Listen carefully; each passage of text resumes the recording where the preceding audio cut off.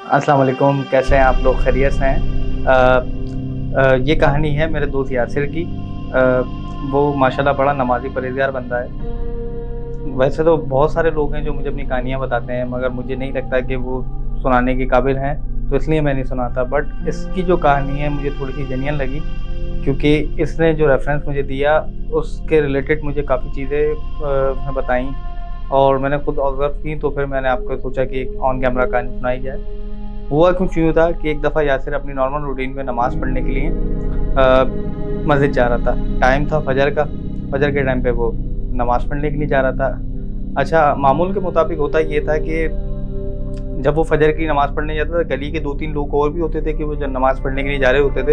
इत्तेफ़ाक से उस दिन गली में कोई भी नहीं था, गली में सन्नाटा था। जस्ट एक घर की लाइट थी, वो जल रही थी, बाकी पूरी गली में अंधेरा था। उसने क्या किया, वो अपना जाने लगा। थोड़ा-सा आगे पहुँचा गली के कोने पे, उसको एक पर्स नज़र आया।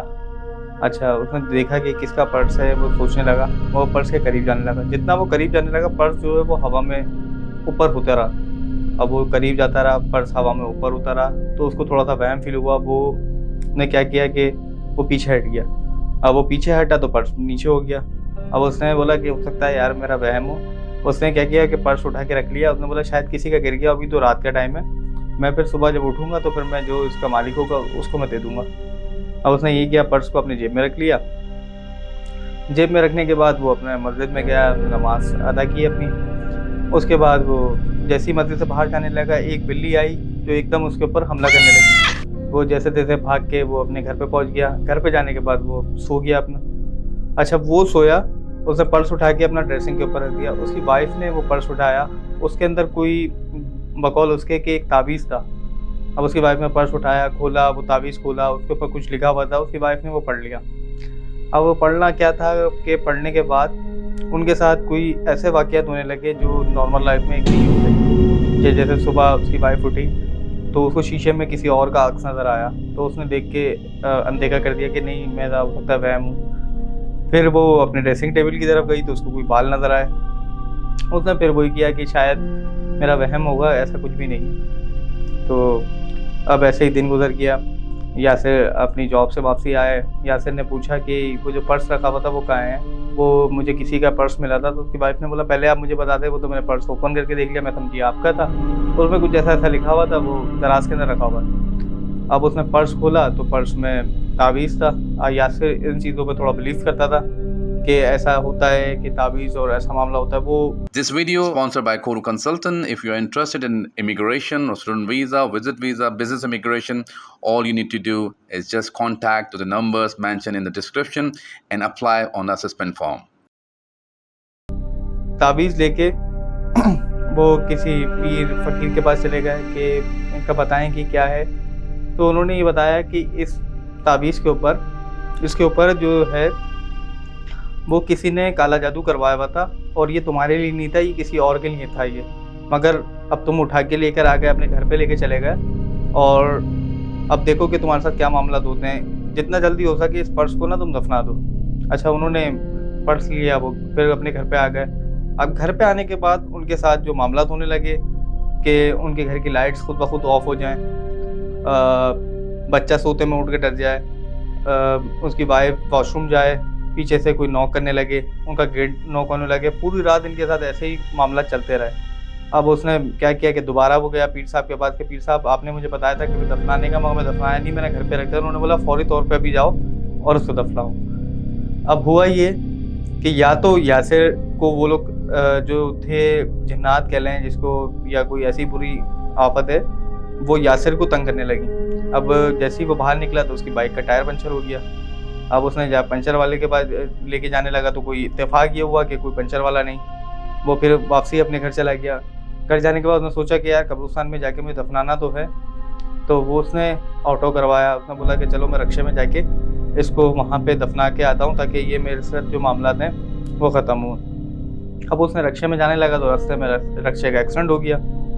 एक्सीडेंट हुआ, उसके बाद वो फिर पैदल चलने लगा। पैदल चला तो उसको ऐसा लग रहा है कि उसकी पाँव जो है वो भारी होने लगे हैं, उससे चला नहीं जा रहा।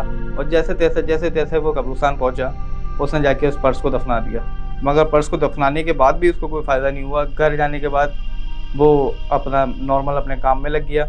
मगर उसकी वाइफ के साथ जो है वो वाक़यात पेश आ रहे थे, मगर उसकी वाइफ उसको नहीं बता रही थी, उसको इग्नोर कर रही थी। वो कह रही थी कि नहीं मेरा वहम हो सकता है, ऐसा कुछ भी नहीं होता। उसकी शायद वाइफ इस चीज़ों में बिलीव नहीं करती, मगर उसकी वाइफ, अब उसको फील होता रहेगा कि उसकी वाइफ सो रही है और घर में सब सो रहे हैं, मगर किसी की सांस लेने की दूर दूर से आवाज़ें आने लगी उसको कि कोई सांस ले रहा है। बस अपनी वाइफ को उठा के पूछा कि क्या हुआ, तुम्हारी तबीयत ठीक है? उसने बोला हाँ मेरी तो तबीयत ठीक है। फिर यही हुआ, घर का मेन डोर बजा, मेन डोर जाके खोला तो कोई भी नहीं।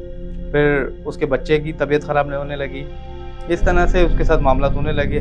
फिर दोबारा उनके पीर साहब के पास गया। पीर साहब ने बोला कि ये जो है, जो मामलात हैं और अवसाद जो हैं तुम्हारे घर में, ये तुम्हारे घर में बस गए हैं। अब तुम ये करो कि अब तुमने इतना बड़ा काम कर लिया कि पर्स लेकर आ गए और पर्स के साथ ऐसा मामला था, तुम इस घर को जितना जल्दी हो सके इस घर को छोड़ दो।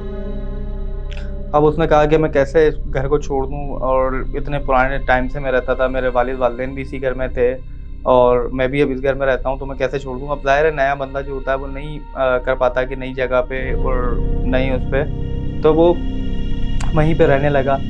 फिर उसने बोला कि चलो सेट हो जाएगा मामला। उसने घर में कुरान खानी करवाई, सब चीज़ करवाई, मगर वही उसके साथ कोई ना कोई वाक़या पेश आने लगे। मगर अब वो जो थी वो चीज़ें बढ़ गई थी कि खुद ब खुद चीज़ें गिरने लगीं।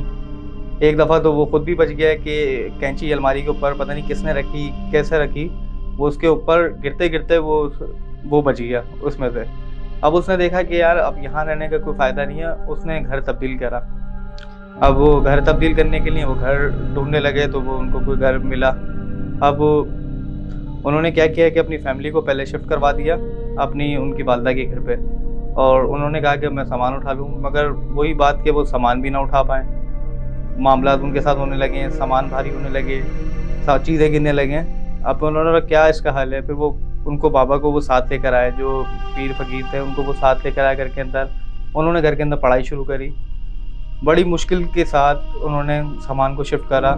उस घर को उन्होंने माफ़िया माँगी वहाँ पे घर के ऊपर कि अगर हमारी कोई गलती है, मुझसे गलती से मैं उठा के ले आया था, मुझे नहीं पता था कि किसके लिए क्या है। माफ़ी तलाफ़ी करके उन्होंने घर को चेंज करा और अब अल्हम्दुलिल्लाह वो सुकून से अपनी ज़िंदगी गुज़ारे। अब उनके साथ कोई मामला नहीं है। ये कहानी सुनाने का और यासिर को मुझे बताने का मकसद यही था कि अगर आपको कोई ऐसी चीज़ नज़र आती है ऐसे टाइम के ऊपर, जिस टाइम पे कोई लोगों का आमद-ओ-रफ्त ना हो और आपके साथ गैर ज़रूरी मामला हो, तो कभी भी चीज़ अपने घर पे ना लाएँ और उसको वहीं पड़ा रहने दें, और आपका जो अपना काम है, जिस काम के लिए आप निकले हैं, उस काम को अंजाम दें और घर आ जाएँ। बहुत-बहुत शुक्रिया आपका। अल्लाह हाफ़िज़।